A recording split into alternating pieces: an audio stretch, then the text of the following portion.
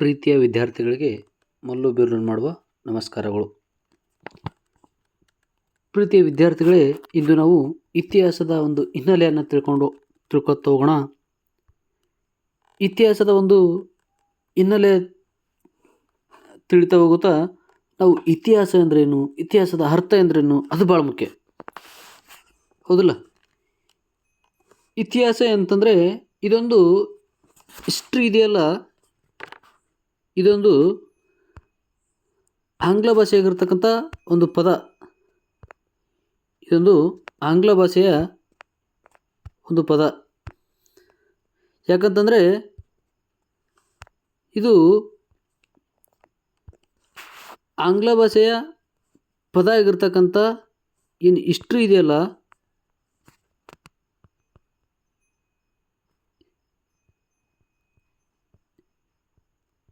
ಇದು ಗ್ರೀಕ್ ಭಾಷೆಯ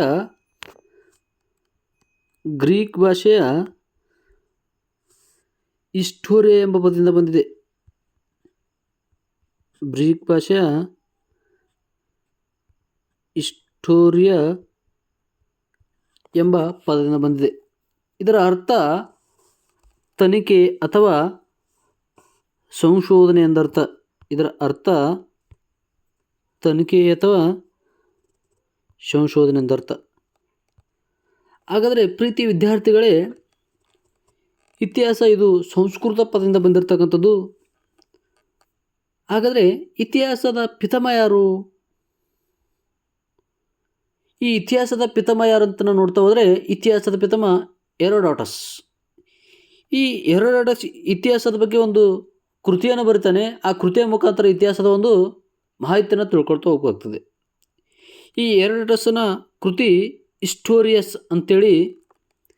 ಈ ಹಿಸ್ಟೋರಿಯಸ್ ಎಂಬ ಕೃತಿಯಿಂದ ಒಂದು ಭಾರತ ದೇಶದ ಒಂದು ಇತಿಹಾಸವನ್ನು ನೋಡ್ತಾ ಹೋಗ್ತೀವಿ.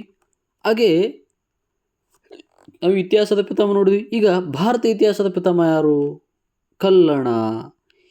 ಈ ಕಲ್ಲಣ ಎಂಬ ಕವಿ ರಾಜ ತರಂಗಿಣಿ ಎಂಬ ಕೃತಿಯನ್ನು ಬರ್ತಾರೆ. ಈ ರಾಜ ತರಂಗಿಣಿ ಎಂಬ ಕೃತಿಯ ಮುಖಾಂತರ ನಾವು ಇತಿಹಾಸವನ್ನು ತಿಳ್ಕೊಳ್ತಾ ಹೋಗ್ತೀವಿ. ಹಾಗೆ ಇತಿಹಾಸವನ್ನು ಹಲವಾರು ಜನ ತಮ್ಮದೇ ಆದ ರೀತಿಯಲ್ಲಿ ವಾಕ್ಯಗಳನ್ನು ನೀಡ್ತಾ ಹೋಗ್ತಾರೆ. ಯಾರು ಸರ್ ಹಲವಾರು ಜನ? ಮೊದಲಾಗಿ ಬರ್ತಾರೆ ಹೆರೋಡೋಟಸ್ ಹೇಳ್ತಾರೆ. ಹೆರೋಡೋಟಸ್ ಏನು ಹೇಳ್ತಾರೆ ಅಂತಂದರೆ, ಇತಿಹಾಸ ಅಂದರೆ ಹೆರೋಡೋಟಸ್ ಪ್ರಕಾರ ಮಹಾನ್ ವೀರರ ಮಹತ್ವಪೂರ್ಣ ಘಟನೆಗಳ ದಾಖಲೆ ಮಾಡೋದೇ ಇತಿಹಾಸ ಅಂಥೇಳಿ ಯಾರು ಹೇಳ್ತಾರಪ್ಪ ಅಂತಂದರೆ ಹೆರೋಡೋಟಸ್ ಅವರು ಹೇಳ್ತಾರೆ. ಜವಾಹರ್ಲಾಲ್ ನೆಹರು ಅವರು ಹೇಳ್ತಾರೆ. ಏನಪ್ಪ ಅಂತಂದರೆ ಜವಾಹರ್ಲಾಲ್ ನೆಹರು ಅವರು ಹೇಳ್ತಾರೆ, ಜವಾಹರ್ಲಾಲ್ ನೆಹರು ಅವರು ಅನಾಗರಿಕತೆಯಿಂದ ನಾಗರಿಕತೆಗೆ ಸಾಗಿ ಬಂದ ಒಂದು ಇತಿಹಾಸ. ಅಂದರೆ ಇದರ ಅರ್ಥ ಅಕ್ಷರ ಲಿಪಿಯೇ ಇಲ್ಲದ ಕಾಲದಲ್ಲಿ ಬಂದಿರತಕ್ಕಂಥ ಮಾನವನ ಪರಿಸ್ಥಿತಿ ಪ್ರಸ್ತುತ ದಿನಮಾನಗಳಿಗೆ ಬಂದು ತಲುಪಿದೆಯಲ್ಲ, ಅದನ್ನು ಮನುಕುಲದ ಕಥೆಯೇ ಇತಿಹಾಸ ಅಂತ ಕೇಳ್ತಾರೆ ಅವರು, ಜವಾಹರ್ಲಾಲ್ ನೆಹರು ಅವರು. ಕಾರ್ಲ್ ಮಾರ್ಕ್ಸ್ ಅವರು ಹೇಳ್ತಾರೆ, ಉಳ್ಳವರು ಮತ್ತು ಇಲ್ಲದವರ ನಡುವಿನ ಹೋರಾಟವೇ ಇತಿಹಾಸ. ಏನು ಹೇಳ್ತಾರೆ ಅಂತಂದರೆ, ಉಳ್ಳವರು ಮತ್ತು ಇಲ್ಲದವರ ನಡುವಿನ ಹೋರಾಟವೇ ಇತಿಹಾಸ. ಸಂತ್ ಅಗಸ್ಟೈನ್ಸ್ ಅವರು ಹೇಳ್ತಾರೆ, ಒಳ್ಳೆಯ ಮತ್ತು ಕೆಡಕುಗಳ ನಡುವಿನ ಹೋರಾಟವೇ, ಒಳ್ಳೆಯ ಮತ್ತು ಕೆಡಕುಗಳ ನಡುವಿನ ಸಂಘರ್ಷವೇ ಇತಿಹಾಸ ಅಂತ ಹೇಳ್ತಾ ಹೋಗ್ತಾರೆ. ಅದೇ ರೀತಿ ಅರಿಸ್ಟಾಟಲ್ ಅವರು ಹೇಳ್ತಾರೆ, ಇತಿಹಾಸ ಇದೆಂದಿಗೂ ಬದಲಾಗದ ಗತಕಾಲ, ಇದು ಯಾವತ್ತೂ ಬದಲಾಗೋದಿಲ್ಲ ಅಂತೇಳಿ ಅರಿಸ್ಟಾಟಲ್ ಅವರು ಹೇಳ್ತಾವ್ರೆ. ಹೀಗೆ ಇವರೆಲ್ಲರೂ ವಾಕ್ಯನ ನೀಡ್ತಾ ಹೋದ್ರು.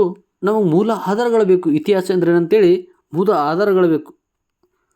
ಈ ಆಧಾರಗಳಲ್ಲಿ ಎರಡು ಪ್ರಕಾರ ಮಾಡ್ತೇವೆ. ಒಂದು ಸಾಹಿತ್ಯಿಕ ಆಧಾರಗಳು ಮತ್ತು ಪ್ರಾಕ್ತನ ಆಧಾರಗಳಂತೇಳಿ. ಒಂದು ಸಾಹಿತ್ಯಿಕ ಆಧಾರಗಳು, ಒಂದು ಪ್ರಾಕ್ತನ ಆಧಾರಗಳಂತೇಳಿ. ಈ ಸಾಹಿತ್ಯಿಕ ಆಧಾರಗಳಲ್ಲಿ ಮತ್ತೆ ನಾವು ಎರಡು ಪ್ರಕಾರ ನೋಡ್ತೇವೆ. ಒಂದು ದೇಶೀಯ ಸಾಹಿತ್ಯ, ಇನ್ನೊಂದು ವಿದೇಶಿಯ ಸಾಹಿತ್ಯ.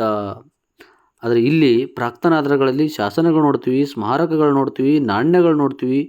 ಹೀಗೆ ಹಲವಾರು ಪ್ರಾಚ್ಯವಶ ವಸ್ತುಗಳನ್ನು ನೋಡ್ತಾ ಹೋಗ್ತೀವಿ. ಹೀಗೆ ಇತಿಹಾಸವನ್ನು ನೋಡ್ತಾ ಹೋದಾಗ ಈ ಸಾಹಿತ್ಯಿಕದಲ್ಲಿ ಎರಡು ಪ್ರಕಾರ ನೋಡ್ತಾ ಹೋಗ್ತೀವಿ. ಒಂದು ದೇಶೀಯ ಸಾಹಿತ್ಯ, ಇನ್ನೊಂದು ವಿದೇಶಿಯ ಸಾಹಿತ್ಯ.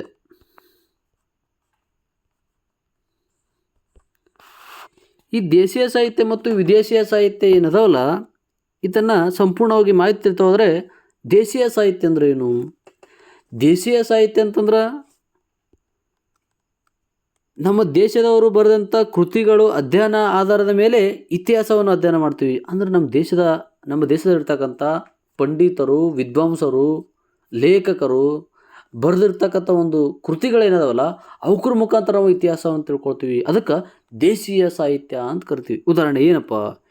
ಇಳಂಗೋಡಿಯಲ್ಲವರು ಬರೆದಿರ್ತಕ್ಕಂಥ ಶಿಲಪ್ಪದಿಗಾರಂ ಎಂಬ ಕೃತಿಯಲ್ಲಿ ಇತಿಹಾಸದ ಬಗ್ಗೆ ಹೇಳ್ತಾ ಹೋಗ್ತಾರೆ. ಒಂದನೇ ಮಹೇಂದ್ರವನ ಬರೆದಕ್ಕಂಥ ಮತ್ತ ವಿಲಾಸ ಪ್ರವಾಸದಲ್ಲಿ ಇತಿಹಾಸದ ಬಗ್ಗೆ ಹೇಳ್ತಾ ಹೋಗ್ತಾರೆ. ಅದೇ ರೀತಿಯಾಗಿ ಮೂರನೇ ಸೋಮೇಶ್ವರ ಬರೆದಿರ್ತಕ್ಕಂಥ ಮಾನ ಸೊಲ್ಲಸ ಎಂಬ ಕೃತಿಯಲ್ಲಿ ಇತಿಹಾಸದ ಬಗ್ಗೆ ಹೇಳ್ತಾ ಹೋಗ್ತಾರೆ. ಹಾಗೆ ಗಂಗಾದೇವಿಯ ಮಧುರ ವಿಜಯಂ, ಶ್ರೀ ಪುರುಷನ ಗಜಶಾಸ್ತ್ರ, ಹಾಗೆ ಸಮುದ್ರಗುಪ್ತನ ಕೃಷ್ಣ ಚರಿತೆ, ಚಿಕ್ಕದೇವರಾಯ ಒಡೆಯರ ಚಿಕ್ಕದೇವ ಚರಿತೆ ಭಿನ್ನಪಂ ಎಂಬ ಕೃತಿಯಲ್ಲಿ ನಾವು ಇತಿಹಾಸದ ಬಗ್ಗೆ ನೋಡ್ತಾ ಹೋಗ್ತೀವಿ. ಅದೇ ರೀತಿಯಾಗಿ ವಿದೇಶಿ ಸಾಹಿತ್ಯ ಅಂದ್ರೆ ಏನು? ವಿದೇಶಿ ಸಾಹಿತ್ಯ ಅಂತಂದರೆ ನಮ್ಮ ದೇಶದ ಬಗ್ಗೆ ವಿದೇಶಿಗರು ಬಂದು ಬರೆದಂಥ ಸಾಹಿತ್ಯವನ್ನು ವಿದೇಶಿ ಸಾಹಿತ್ಯ ಅಂತ ಕರಿತೀವಿ. ಹೌದಿಲ್ಲ? ನಮ್ಮ ದೇಶ ಸಾಹಿತ್ಯವನ್ನು ವಿದೇಶಿಗರು ಬಂದು ಬರತಕ್ಕಂಥ ಸಾಹಿತ್ಯವನ್ನು ವಿದೇಶಿ ಸಾಹಿತ್ಯ ಅಂತ ಕರಿತೀವಿ. ಉದಾಹರಣೆ ಏನಪ್ಪ? ಪಾಯಿಯನ್ನು ಗೋಕಾಕಿ, ಉಯನ್ಸ್ತಾಂಗ್ಸನ್ನ ಸಿಯುಕಿ, ಮೆಗಸ್ತಾನ್ಸನ ಇಂಡಿಕಾ, ಸಂತ್ ಅಗಸ್ಟೈನ ಸಿಟಿ ಆಫ್ ದಿ ಗಾಡ್, ಅಲ್ಬೋರಿನ ತರ್ಕಿ ಹಿಂದಿ. ಹೀಗೆ ನಾವು ಇತಿಹಾಸವನ್ನು ನೋಡ್ತಾ ಹೋಗ್ತೀವಿ. ಹಾಗಾದರೆ ಪ್ರಾಕ್ತನ ಆಧಾರಗಳೇನು? ಪ್ರಾಕ್ತನ ನೋಡ್ತೀವಿ, ಶಾಸನಗಳು ನೋಡ್ತೀವಿ, ಆಮೇಲೆ ಸ್ಮಾರಕಗಳನ್ನು ನೋಡ್ತೀವಿ, ಆಮೇಲೆ ನಾಣ್ಯಗಳು ನೋಡ್ತೀವಿ, ಆಮೇಲೆ ಪ್ರಾಚ್ಯ ವಸ್ತುಗಳು ನೋಡ್ತಾ ಹೋಗ್ತೀವಿ. ಹಿಂಗೆ ಶಾಸನಗಳು. ಶಾಸನ ಅಂತಂದರೆ ಬ್ರಹ್ಮಗಿರಿ ಶಾಸನ. ಇದು ಕರ್ನಾಟಕದ ಮೊದಲ ಶಾಸನ, ಅಶೋಕನ ಕಾಲದ್ದು. ಇದು ಚಿತ್ರದುರ್ಗದಲ್ಲಿದೆ. ಈ ಬ್ರಹ್ಮಗಿರಿ ಶಾಸನದಲ್ಲಿ ಕನ್ನಡದ ಮೊದಲ ಒಂದು ಪದ ಇದೆ, ಇಸಿಲ ಅಂತ ಕಂಡು ಬರ್ತದೆ. ಈ ಇಸಿಲ ಪದ ಅರ್ಥ ಏನು? ಈ ಇಸಿಲ ಪದದ ಅರ್ಥ ಏನು ಅಂತಂದರೆ ಇದು ಒಂದು ಕೋಟೆ ಎಂದರ್ಥ. ಇಸಿಲ ಅಂತಂದರೆ ಒಂದು ಕೋಟೆ ಎಂದರ್ಥ. ಇನ್ನು ಹಲ್ಮಿಡಿ ಶಾಸನ ನೋಡ್ತಾ ಹೋಗ್ತೀವಿ. ಎರಡನೇದಾಗಿ ಇದು ಕನ್ನಡದ ಮೊದಲ ಶಾಸನ. ಕದಂಬರ ಅರಸನಾಗಿರ್ತಕ್ಕಂಥ ಕಾಕುಸ್ತವರ್ಮನ ಕಾಲದಲ್ಲಿ ನಿರ್ಮಿಸಲಾಗಿದೆ. ಅದಕ್ಕೆ ಕವಿ ಮುಂದೆ ಏನು ಹೇಳ್ತಾನಂತಂದರೆ, ಎಲ್ಲ ಶಾಸನಗಳು ಎಷ್ಟು ಅತ್ಯದ್ಭುತವಾಗಿದೆ ಅಂತಂದರೆ ಒಂದೊಂದು ಶಾಸನವು ಒಂದೊಂದು ವ್ಯವಸ್ಥೆಯನ್ನು ಕೂಡ ಒಳಗೊಂಡಿತ್ತು, ಒಬ್ಬೊಬ್ಬರು ಚರಿತ್ರೆಗಳನ್ನು ಒಳಗೊಂಡಿತ್ತು. ಆಮೇಲೆ ಐಹೊಳೆ ಶಾಸನ ಹೇಳ್ತದೆ, ನರ್ಮದಾ ನದಿಯ ಕದನದ ಬಗ್ಗೆ ಮಾಹಿತಿ ನೀಡ್ತಾ ಹೋಗ್ತದೆ. ಆಮೇಲೆ ಸ್ಮಾರಕಗಳು ನೋಡ್ತಾ ಹೋಗ್ತೀವಿ. ಈ ಸ್ಮಾರಕಗಳು ಮೊದಲದಾಗಿ ತಾಜ್ಮಹಲ್. ಈ ತಾಜ್ಮಹಲ್ ಶಾಜಹಾನ್ ಕಾಲದಲ್ಲಿ ನಿರ್ಮಿಸಿದ್ದು. ಇದು ಆಗ್ರಾದಲ್ಲಿದೆ. ಆಮೇಲೆ ಜಾಮಿಯಾ ಮಸೀದಿ, ಭಾರತದ ದೊಡ್ಡ ಮಸೀದಿ ದೆಹಲಿಯಲ್ಲಿದೆ. ಭಾರತದ ದೊಡ್ಡದ ಮಸೀದಿ ಜಾಮಿಯಾ ಮಸೀದಿ. ಈ ಗೋಲ್ ಗುಮ್ಮಟ ಬಿಜಾಪುರದ ಮೊಹಮ್ಮದ್ ಆದಿಲ್ ಶಾಹಿ ಕಾಲದಲ್ಲಿ ನಿರ್ಮಿಸಲಾಗಿದ್ದ ಗೋಲ್ ಗುಂಬಜ. ಇದನ್ನು ಪಿಶುಮಾತಿನ ಗ್ಯಾಲರಿ ಅಂತ ಕರಿತಾ ಹೋಗ್ತೀವಿ. ಇದು 1627ರಿಂದ 1654 ತನಕ ನಿರ್ಮಿಸಲಾಯಿತು.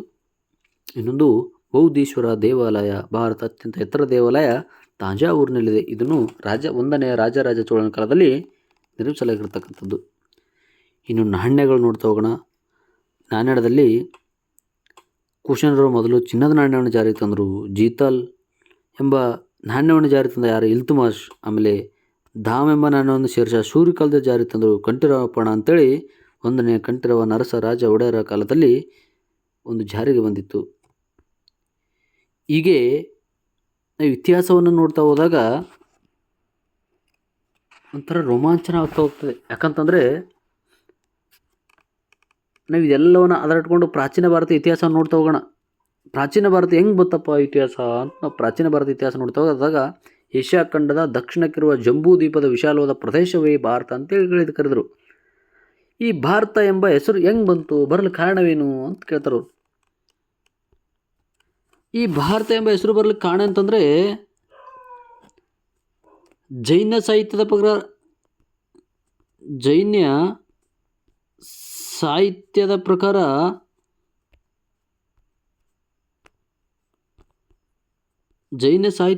ಹೇಳ್ತಾರೆ, ಪ್ರಥಮ ತೀರ್ಥಂಕರಾಗಿರ್ತಕ್ಕಂಥ ಪ್ರಥಮ ತೀರ್ಥಕರಾಗಿರ್ತಕ್ಕಂಥ ಋಷಭನಾಥರು ಹೇಳ್ತಾರೆ, ಋಷಭನಾಥ ಹಾಗೂ ಅಥವಾ ಆದಿನಾಥ ಇವರ ಮಗನಾಗಿರ್ತಕ್ಕಂಥ ಭರತನ ಈ ಪ್ರದೇಶವನ್ನು ಆಳ್ವಿಕೆ ಮಾಡೋದರಿಂದ ಇದಕ್ಕೇನಂತ ಹೆಸರು ಬಂತಂದರೆ ಭಾರತ ಅಂತ ಹೆಸರು ಬಂತಂತ ಹೇಳ್ತಾರೆ. ಹಾಗೆ ಪುರಾಣಗಳ ಪ್ರಕಾರ ಯಾರಂತಂದರೆ ದುಷ್ಯಾಂತ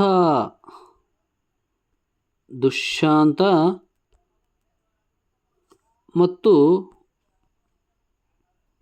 ಶಾಕುಂತಲೆ ಇವರ ಮಗನಾಗಿರ್ತಕ್ಕಂಥ ಭರತನಿಂದ ಈ ಭಾರತ ಪ್ರದೇಶ ಎಂಬ ಆಳ್ವಿಕೆ ಬಂತಂತ ಹೇಳ್ತಾರೆ. ಅದಕ್ಕೆ ಇನ್ನೊಬ್ಬ ಕವಿ ಹೇಳ್ತಾರೆ,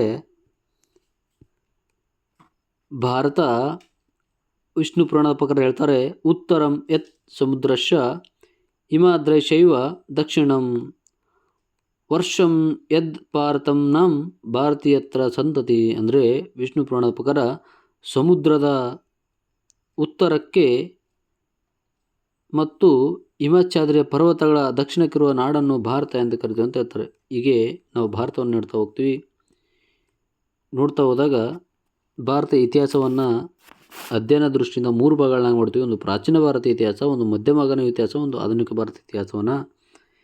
ಈ ಮುಂದುವರೆದ ಭಾಗವನ್ನು ಒಂದು ಮುಂದಿನ ತರಗತಿಯಲ್ಲಿ ನೋಡ್ತಾ ಹೋಗೋಣ. ಪ್ರೀತಿಯ ವಿದ್ಯಾರ್ಥಿಗಳೇ, ಧನ್ಯವಾದಗಳು.